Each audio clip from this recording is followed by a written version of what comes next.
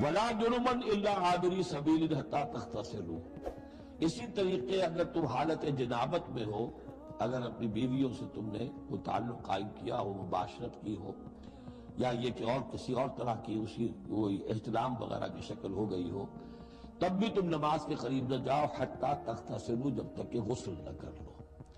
الا عابر سبیل، اس کے بارے میں بہت سے قول ہیں، لیکن یہ جو آگے بات بیان ہو رہی ہے اس میں آ جائے گا کہ ہاں سفر کی حالت میں اس غسل کی پابندی پر جو ہے وہ نرمی کی گئی ہے اور اس میں تیمم کی اجازت دی گئی ہے۔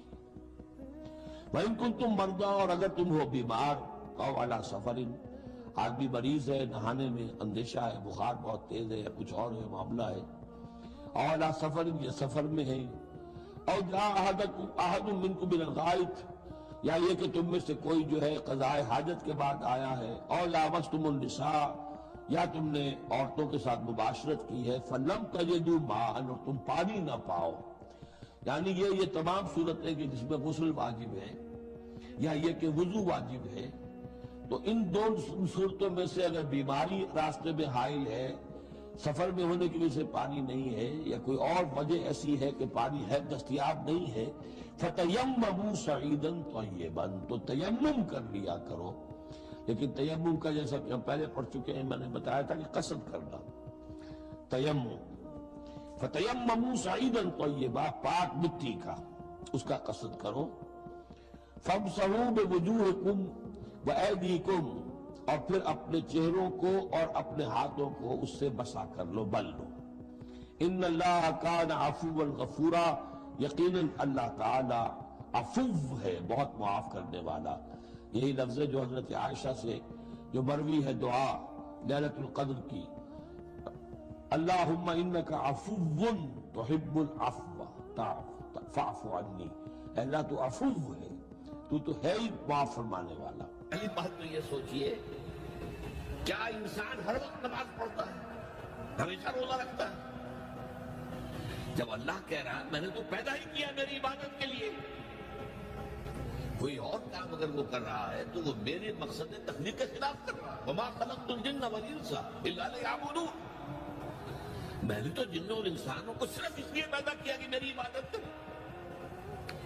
تو اصل میں بات کیا ہے، یہ نماز، روزہ، حج اور زکوٰۃ یہ بھی عبادات تو ہیں، اصل عبادت کچھ اور ہے۔ اصل عبادت کیا ہے؟ الحمدللہ وکفا والصلاة والسلام علی عبادہ الذین اصطفیٰ، خصوصاً علی افضلہم وخاتم النبیین محمد الامین وعلی آلہ وصحبہ اجمعین۔ اما بعد فاعوذ باللہ من الشیطان الرجیم، بسم اللہ الرحمن الرحیم۔ رب اشرح لي صدري ويسر لي امري واحلل عقدة من لساني يفقهوا قولي۔ اللهم ربنا الهمنا رشدنا واعذنا من شرور انفسنا، اللهم ارنا الحق حقا وارزقنا اتباعه وارنا الباطل باطلا وارزقنا اجتنابه، اللهم وفقنا لما تحب وترضى، آمین یا رب العالمین۔ معزز حاضرین اور محترم خواتین، السلام علیکم ورحمۃ اللہ وبرکاتہ۔ آپ کے علم میں ہے کہ میرا آج کی گفتگو کا عنوان ہے کلمہ طیبہ، اور اس کے حوالے سے یا اس کی روشنی میں ہمارے دینی فرائض۔ بچپن میں مجھے امید ہے کہ بہت سے لوگ خوش نصیب ایسے ہوں گے اس مجمع میں جن کی تعلیم کا آغاز قاعدہ یسر القرآن سے ہوا ہو یا نورانی قاعدے سے ہوا ہو، اور پھر اس کے بعد حضرت مولانا مفتی کفایت اللہ رحمۃ اللہ علیہ کی کتابچے تعلیم الاسلام جو ہے انہیں پڑھائے گئے۔ ظاہر بات ہے کہ آج کل وہ رواج ختم ہو چکا ہے، آج کا ہمارا دور مادہ پرستی کا ہے۔ ہماری تعلیم میں بھی آپ کو معلوم ہے کہ کنڈر گارڈن جو ہے اس سے بات شروع ہوتی ہے، اور ممی اور پاپا یہ الفاظ جو ہیں وہ بچوں کو سکھائے جاتے ہیں. اللہ اور اس کے رسول کا نام عام طور پر نہیں پڑھایا جا رہا. لیکن یاد ہوگا آپ کو کہ اس سلسلے میں سب سے پہلے ایمان مفصل، ایمان مجمل یاد کرائے جاتے تھے. ایمان کیا کیا ہے. پھر 6 کلمے پڑھائے جاتے تھے. یہ 6 کلمے یوں سمجھئے کہ اسلام کی تعلیمات کا لب لباب اور خلاصہ. ان میں سے پہلے 2 کلمے کیا ہیں جو اہم ترین ہیں؟ کلمہ طیبہ لا الہ الا اللہ محمد رسول اللہ صلی اللہ علیہ وسلم. یہ مختصر ترین کلمہ ہے، اسے کلمہ طیبہ کہتے ہیں. اور یہ سمجھئے کہ ہمارے دین کی جڑ اور بنیاد اور اساس. دوسرا کلمہ اسی میں لفظ شہادت کا اضافہ ہو کر اشہد ان لا الہ الا اللہ واشہد ان محمد رسول اللہ صلی اللہ علیہ وسلم. یہ کلمہ شہادت جو ہے یہ اسلام میں داخلے کا شاہدرہ ہے. شاہدرہ، در کہتے ہیں دروازے کو. شاہدرہ بہت بڑا دروازہ ہے. جو لوگ دلی سے واقف ہیں انہیں یاد ہوگا، معلوم ہوگا کہ دلی جو ہے وہ جمنا ندی یا جمنا دریا کے مغرب میں واقع ہے. اور مشرق سے جو بھی آتا ہے یو پی سے، اس کو پہلے ایک قصبے سے گزرنا پڑتا ہے جس کے بعد پل آتا ہے جمنا کا، اور اس قصبے کا نام ہے شاہدرہ پر. اسی طرح کا شاہدرہ ایک لاہور میں ہے. لاہور جو ہے وہ راوی کے جنوب مشرقی کنارے پر ہے، آباد ہے شہر.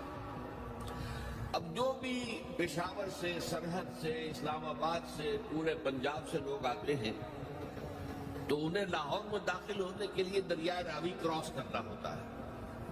لہذا وہاں بھی ایک قصبہ ہے جس کا نام شاہدرہ ہے. شاہدرہ یہ بڑا در ہے کہ جس سے داخل ہو کر آپ دلی میں یا لاہور میں داخل ہو گئے. اسی طرح میں نے عرض کیا کہ اسلام میں داخلے کے لیے شاہدرہ جو ہے وہ ہے اشہد ان لا الہ الا اللہ واشہد ان محمد رسول اللہ صلی اللہ علیہ وسلم. آج میں انہی 2 کے حوالے سے آپ کے سامنے کچھ باتیں رکھ رہا ہوں. باتیں بالکل بنیادی ہیں اور میں سمجھتا ہوں کہ آپ کے ذہنوں کے اندر موجود ہیں. صرف یہ ہے کہ آپ نے شاید زیادہ کبھی شعوری طور پر توجہ نہ دی ہو اور ان کے بارے میں کہیں گہرا غور و فکر نہ کیا ہو. دیکھیے پہلا جز کیا ہے؟ لا الہ الا اللہ. کلمہ توحید ہے. یہ اللہ کے سوا کوئی معبود نہیں. اب اس کا تقاضا کیا ہے؟ اور دوسرا جز ہے محمد الرسول اللہ صلی اللہ علیہ وسلم. اس کا تقاضا کیا ہے؟ اللہ کے سوا کوئی معبود نہیں، معبود برحق صرف اللہ. اس کا کیا مطلب ہے؟ عبادت صرف اس کی ہو، کوئی معبود نہیں اللہ کے سوا، عبادت اس کی ہو. اس عبادت کا مفہوم کیا ہے؟ قرآن مجید میں بہت سے انبیاء کی اور رسولوں کی دعوت بیان ہوئی اور نام بنام کہا گیا. ان کی دعوت کیا تھی؟ ان اعبدوا اللہ ما لکم من الہ غیرہ. اللہ کی عبادت کرو، تمہارا کوئی الہ اس کے سوا نہیں. اس کے ساتھ ہی بعض صورتوں میں ایک لفظ کا اضافہ ہوتا ہے. سورہ شعراء میں ان اعبدوا اللہ واطیعون. عبادت اللہ کی کرو، میری اطاعت کرو. تو اللہ کی عبادت کیا ہے جس کے لیے سورہ ذاریات میں فرمایا وَمَا خَلَقْتُ الْجِنَّ وَالْإِنسَ إِلَّا لِيَعْبُدُونِ. میں نے نہیں پیدا کیا ہے جنوں اور انسانوں کو مگر صرف اس لیے کہ میری عبادت کریں. تو معلوم ہوا کہ لا الہ الا اللہ کا تقاضا کیا ہے؟ ہم تن ہم وقت اللہ کی عبادت. یہ عبادت کیا ہے؟ بدقسمتی سے مسلمانوں پر جو زوال آنا شروع ہوا خلافت راشدہ کے بعد سے، ایک زوال اسلام کا شروع ہو گیا. اگرچہ مسلمانوں کا تو عروج جاری رہا دور بنو امیہ میں، دور بنو عباس میں. دنیاوی اعتبار سے سطوت، شان اور شوکت بڑھتی چلی گئی، لیکن اسلام جو ہے اس کے اندر زوال شروع ہو گیا. سب سے پہلا سوال کیا آیا؟